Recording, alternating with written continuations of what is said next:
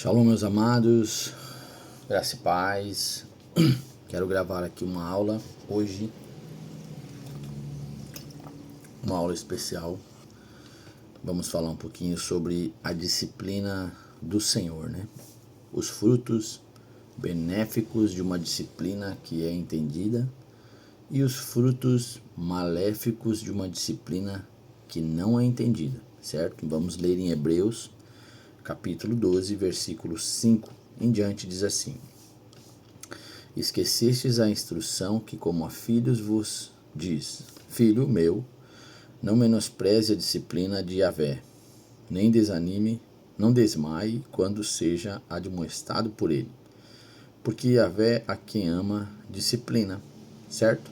Então a primeira coisa que eu quero que vocês entendam é que se o Senhor te ama e você é amado por ele, ele vai te corrigir, ele vai te disciplinar, ele vai te exortar, e isso não vai ser bom no momento, vai ser constrangedor, vai ser desconfortável, mas isso vai gerar um fruto benéfico, que nós vamos ver mais para frente, que diz assim: e açoita os filhos que lhe agradam, né? Suportai então a disciplina, porque Deus vos trata como a filhos, porque filho é aquele a quem seu pai não disciplina, né? Isso é uma pergunta. Porque se estáis sem disciplina, com a qual cada um é corrigido, vós sois bastardos e não os filhos. Ou seja, a primeira coisa benéfica é que o Senhor ele vai disciplinar os filhos, né? Se você é filho de Deus e não é disciplinado, não é corrigido, não é exortado, tem um problema nisso. Você certamente não está dentro do lugar de filho. Porque se você não é corrigido, você não é exortado, você não é disciplinado pelo Senhor, e aqui a Bíblia é tão clara que ela diz assim: o Senhor açoita. O que é açoita, né? É a vara, né? O Senhor passa a vara naquele que ama os seus filhos, corrige-os, né? Se nós não somos corrigidos, não somos exortados, não somos açoitados pelo Senhor, certamente não somos filhos, somos bastardos. O que é um bastardo? Não é filho legítimo, não está linkado à oliveira, não está linkado a Jesus Cristo, não está linkado à palavra do Senhor, não faz parte, né? Não faz parte da caminhada com o Pai, não tem paternidade, não tem DNA, não é legítimo, não tem sine qua non, não tem manto, né? Se você não pertence a um lugar onde você é disciplinado, encorajado, admoestado, exortado, açoitado pelo Senhor, a você viver uma vida de santidade, a você viver uma vida de crescimento, a você se colocar debaixo desse lugar onde nós somos modelados pelo Senhor, certamente não temos a paternidade do nosso Deus. E isso é importante a gente entender, porque filho é aquele que é disciplinado pelo Senhor, ele suporta. A palavra está dizendo: suportai-vos a disciplina.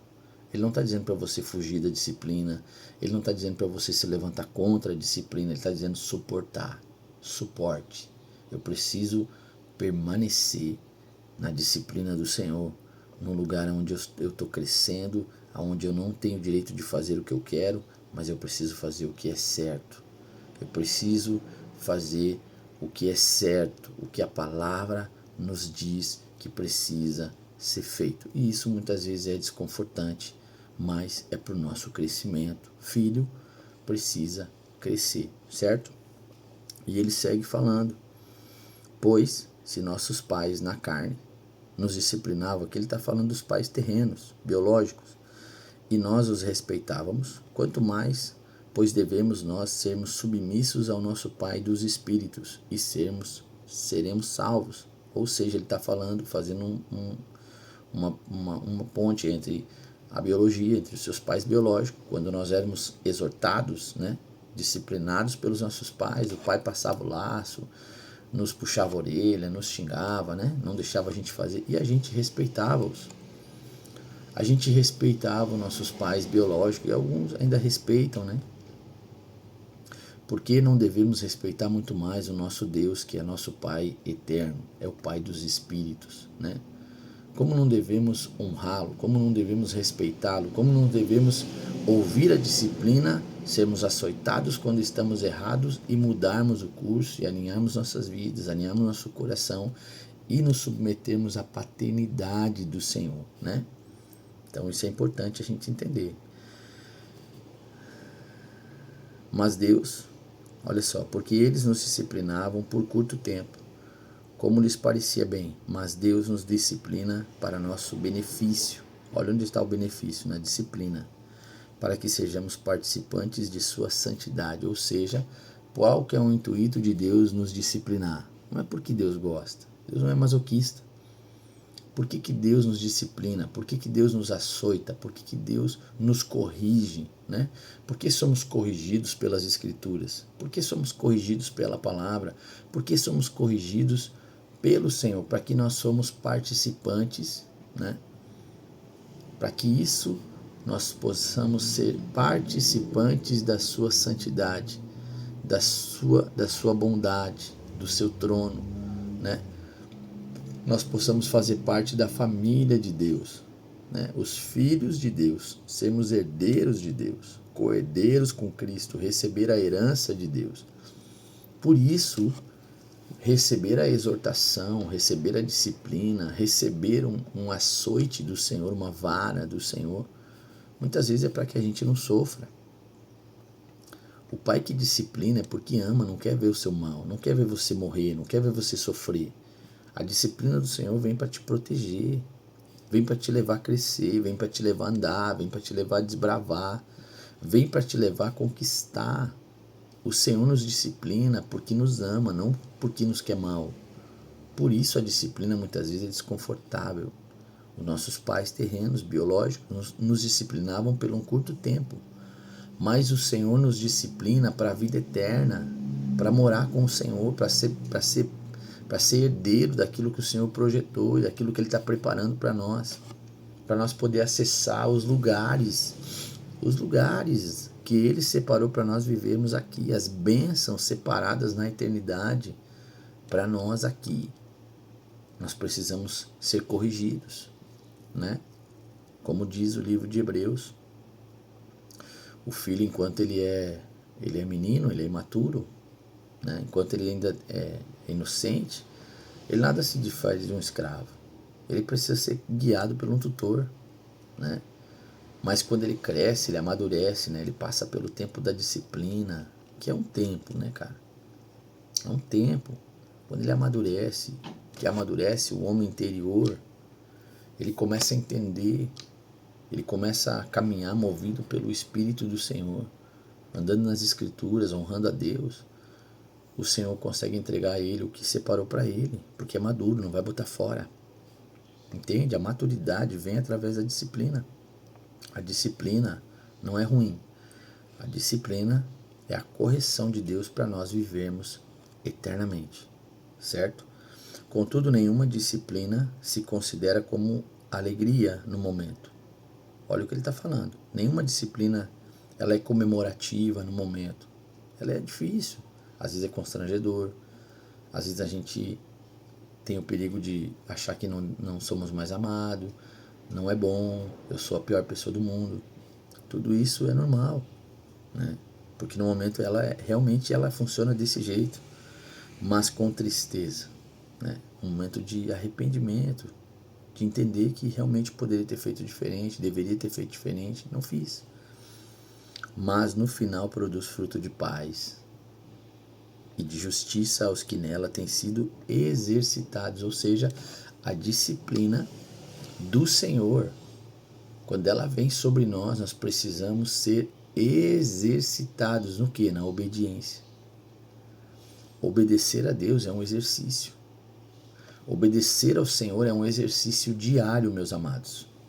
Obedecer ao Senhor, quando Ele nos exorta, quando Ele nos disciplina, quando Ele nos açoita, nós precisamos exercitar a obediência, se inclinar debaixo da boa e poderosa mão de Deus.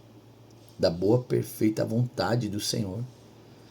Senhor, eu entendo que eu errei, falhei, nos arrependemos e nos exercitamos a obedecer à vontade do Senhor. Isso, a disciplina produz fruto de paz e de justiça, né? Vai nos levar para um lugar onde vamos alcançar a promessa de Deus. E no versículo 12 e 13 diz assim: por isso fortalecei, olha que poderoso isso. Por isso fortalecei vossas mãos fracas, vossos joelhos vacilantes, e fazei caminhos retos para vossos pés, e de modo que os membros que cocheia não erre, que se recupere. Ou seja, que nós devemos nos fortalecer no Senhor, nós devemos fortalecer nossas mãos, devemos fortalecer nossos joelhos vacilantes, né? No momento que você é disciplinado, que você passa pela disciplina do Senhor, você tem que levantar suas mãos e fortalecer elas no Senhor, adorar o Senhor, fortalecer os seus joelhos vacilantes, né? E produzir, né? Produzir caminhos retos, né? Sem desnivelar, né? Sem buraco, sem falha, que seja um caminho reto, para que aqueles que te seguem, aqueles que te olham, aqueles que te veem do lado de fora, né? Aqueles que estão olhando para você como exemplo, eles não venham errar, né? Por causa da nossa falta de disciplina, da nossa falta de obediência, da nossa falta de um coração submisso a Cristo, de verdade na palavra, mas que eles possam encontrar em você o remédio, encontrar em você o antídoto, encontrar em você um coração obediente, um coração amoroso, um coração transformado por Cristo, porque foi um vencedor, passou pelo momento da disciplina, da exortação, do açoite, amadureceu, cresceu, e o Senhor pode entregar nas suas mãos tudo que Ele separou para você, tá bom? Que você medite nessa palavra, porque a disciplina do Senhor, ela é benéfica, ela não tem nada de ruim na disciplina, mas quando não obedecemos